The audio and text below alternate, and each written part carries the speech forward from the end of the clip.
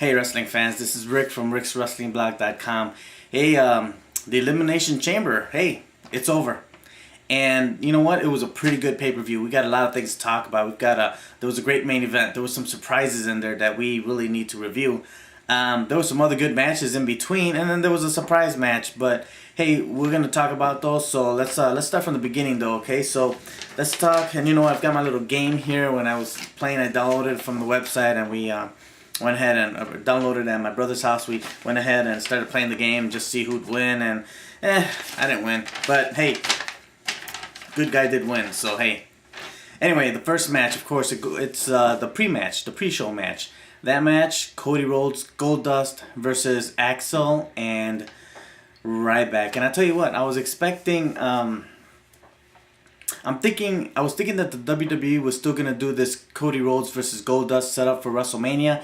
This one was a surprise for me because doesn't look like they're going that route, because this was actually a pretty decent match. Cody Rhodes and Goldust pulled this one out. They won the match, and I was actually a little surprised at first, even though I had picked them to win. The only thing was that Curtis Axel actually walked down. You know, they were in Minnesota, so he walked down with his grandfather, Larry the Axe Hennig, and that was pretty cool to kind of see the Axe. A little disappointing to see that Axel was the one that was actually pinned in the match, you know, right in front of his grandpa. I was like, okay, great, you know, but hey, it was kind of cool to see Larry the Axe there. It was a pretty decent match. The Rhodes brothers wrestled great. They got the pin. No dissension between the two, so it looks like they're working out really good still as a tag team. So we'll see what happens there as the future holds. So pay-per-view opens up, and we've got Jack Swagger for the Intercontinental title against the champion Big E. You know, honestly, it was a pretty decent match. It was actually a pretty good match. Nothing really special except for this one tackle that Big E did, bouncing off the rope and flying through the ropes and tackling Swagger from. He was up on the ring, but he tackled Swagger through the ropes and on the outside, and that was actually pretty cool. And to see a big guy do something like that was pretty impressive. But it was actually a pretty decent match, pretty good. At the end of the day, though, Big E won that match, pinned Swagger, and did you really expect anything more? Hey, throughout the night, Bad News Barrett kept coming out like almost after every match, coming out and giving some bad news about something, you know. So, and I thought it was gonna lead to someone finally getting into Barrett's face and maybe fighting and stirring something up between him and someone else. That never happened. So it didn't really make sense to me as to why Bad News Barrett was there giving his bad news. So, you know, anyway, to me it was just a waste. I kept waiting to see who was the one that was going to come knock him off his rocker, but that didn't happen. Alright, next match. The Usos versus the New Age Outlaws for the tag team titles. I tell you what, Usos have been really impressive. They've been doing really well, especially as of last year when they started fighting against the Shield, whether it be a tag team or a six-man tag match. They have really been putting on a good show. I really thought the Usos were going to pull out the victory and win the titles for the first time, and I was surprised that they did not. The New Age Outlaws actually won. They actually pinned the Usos, and you know, maybe the Usos are going to be given this title at WrestleMania. Maybe that's, you know, let's do it on the grand stage, you know. I don't know. We'll see. But I'm hoping that I'm actually hoping that it's going to be Cody and Goldust tag teaming, maybe against the Usos, against the New Age Outlaws. Maybe it'd be a three-way tag match for WrestleMania. And maybe the Usos would win it then on the grand stage. So we'll see. We'll see what happens. Alright. Darren Young, Titus O'Neil. You know, I'm kind of excited about Titus getting a push, okay, so that they can kind of push him up the ladder and see what he can do with it. Because this guy can be funny. This guy's got a good mic presence, and so he's doing really good with that. I'll tell you that this match though was kind of boring. They didn't start chanting boring, which was good, but the match was a little bit slow. He took a little bit of a beating, but at the end of the day he beat Darren Young, so Titus won. However, I'm a little surprised that the match was this kind of boring. It was kind of nice though to see the Primetime Players' former teammates actually on a pay-per-view, and even more than just a pre-show. You know, they were actually on the pay-per-view itself, so it was kind of cool to see that they got there. But I hope Titus does something more with his character because he was kind of boring. All right, so let's move on. Next match. Oh man, the Shield versus the Wyatt family, and I'll tell you what, this was. I personally believe this really was the match of the evening. This was a great match. I mean, they faced off against each other. You know, they're getting ready to just fight, and all of a sudden, before you know it, Dean Ambrose just goes and makes the first move. He attacks Bray Wyatt, and all of a sudden, you got yourself a 6-man brawl going on. The fans started chanting, "This is awesome!" before the first punch was even thrown. I mean, you know, it's just the way the WWE built this one up. They did it right. You know, instead of, you know, in the past, what they'll do is they'll take one member of each of them to fight against each other on Raw. And then another member will fight another member on SmackDown. And then the third member on another, you know, on Raw again. You know, they'll keep playing these kinds of games. But I'm really proud of the creative team this time that they did not do that. Because they really could have played it up pretty quickly right there. They never let these guys touch each other. Until this match, and I'll tell you what, it was worth it. The match was going back and forth and back and forth, and I'll tell you what, the Wyatt family were holding their own. I mean, they were doing good, but so was the Shield. There was a certain point, you know, that the fans started chanting that this is awesome, which, you know, deservedly so. I mean, this was a great match.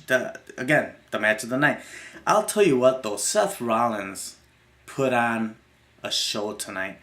I mean, doing his flips. He did this flip on the outside of the ring that was just incredible.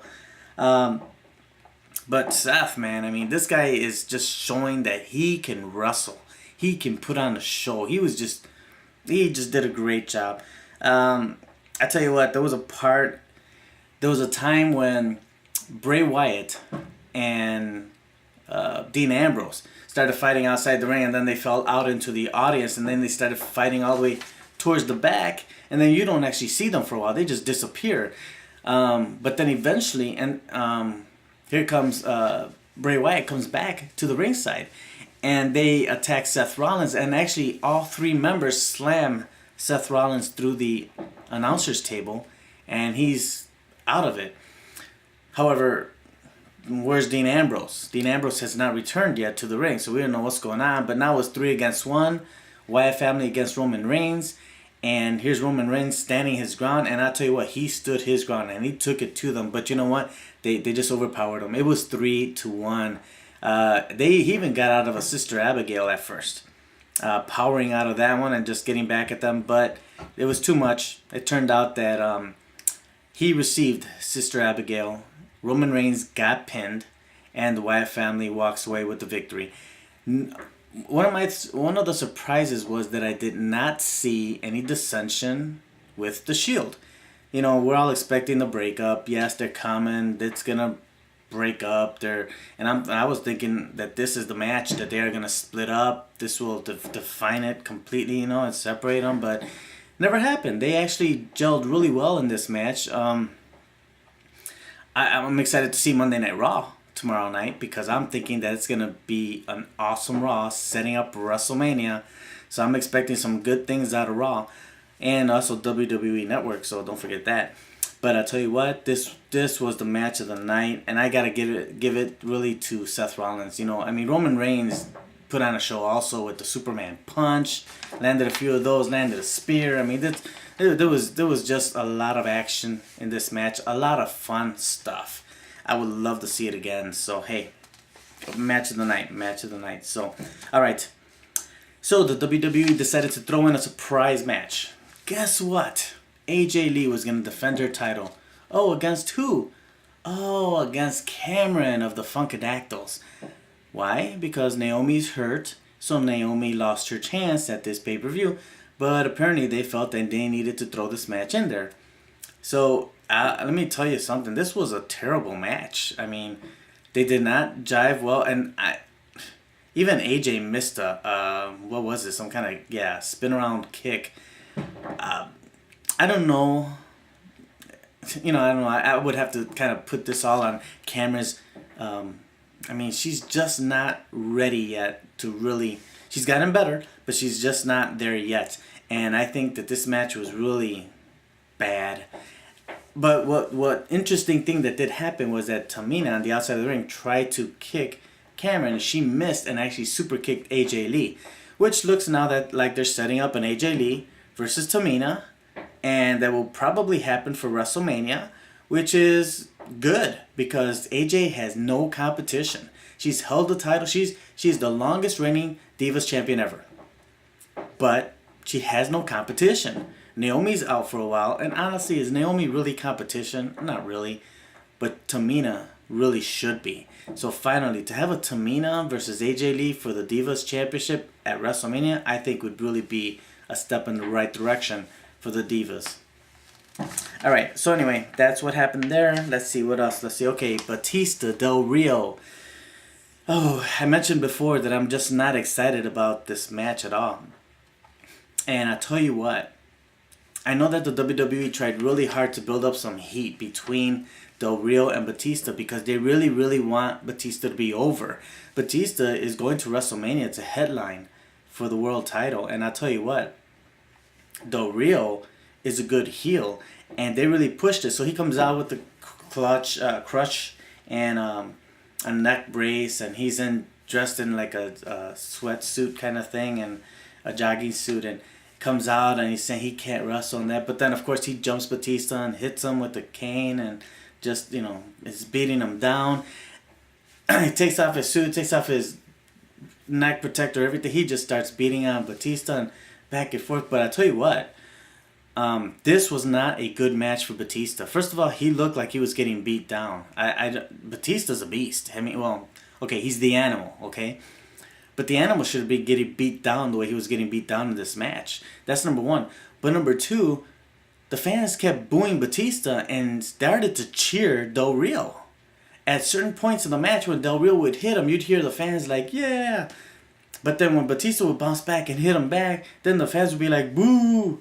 You know, it's you know, WWE really messed something up here. But to have Del Rio getting cheered and Batista being booed, not a good thing, especially when this guy is headlining WrestleMania. So they need to do something, and I don't know what they're going to do.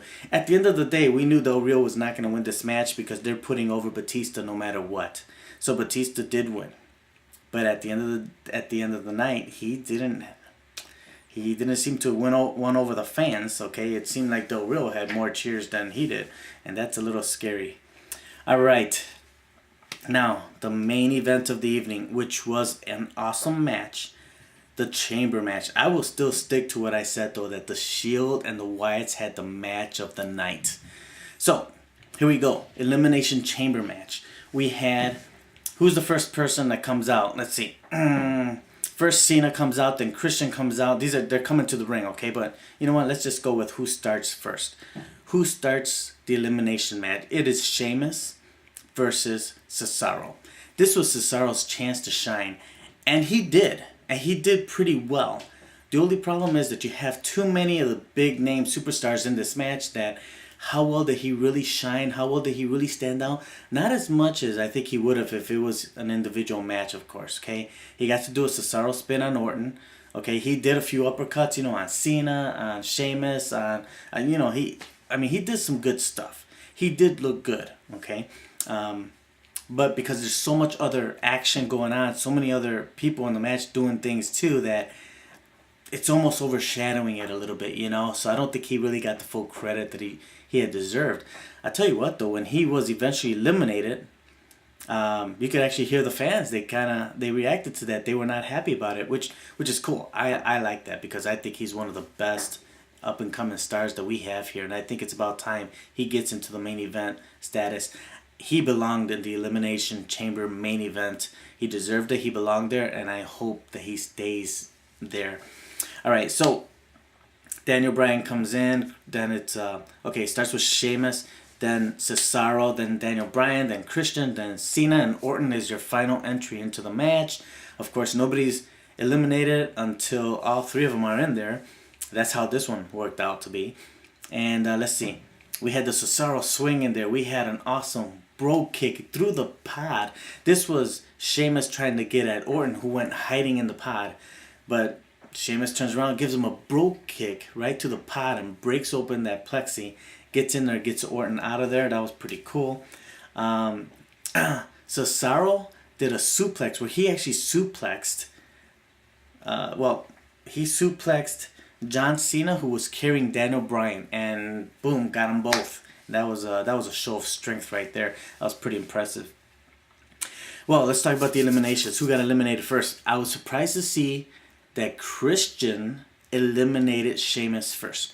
Now, Christian got to the top of one of the pods and actually jumped over and actually slammed on Sheamus and actually pinned him. So it was a cool pin. It was a good pin. But Sheamus was the first person eliminated. Okay. Christian was then eliminated. Then it was Cesaro eliminated. Eventually, the Wyatt family, the lights go out, the Wyatt family comes in, and they jump all over Cena. Beat him down. And then here comes Orton, pins Cena, and 1, 2, 3. Now, it turns out that Kane had come out to the ring to tell the Wyatt family, get out of here, you don't belong here, whatever. So, but of course, Kane is now in the Elimination Chamber doing this. He didn't need to be in there. He's actually now trying to help get Cena out of the ring because Cena's been eliminated. But guess what happens? Kane turns around and here's Daniel Bryan flying from the ring and knees Kane in the head. So you know that Kane was going to interfere somehow because, it seems that they just don't want Daniel Bryan to win the title. Alright, so anyway, Daniel Bryan attacks Kane, but Daniel Bryan goes back to beat Orton, or tries to beat on Orton. Orton gets him in his move, and then he ends up pinning him, but he got out. Daniel Bryan got out, and we were like, oh, this was great. But then guess what happens? Kane comes and strikes Daniel Bryan again. Orton hits his winning move one more time, pins him this time, 1, 2, 3. End of the match. Randy Orton retains his titles. And overall, it was a good, really good pay-per-view. What I was surprised was they allowed interference 2 times here. They allowed interference to get out John Cena, and setting up a Bray Wyatt versus John Cena. They allowed interference to get Daniel Bryan out, setting up, I wouldn't say it's Kane versus Daniel Bryan, probably going to be more of an authority, probably Triple H to take on Daniel Bryan for WrestleMania.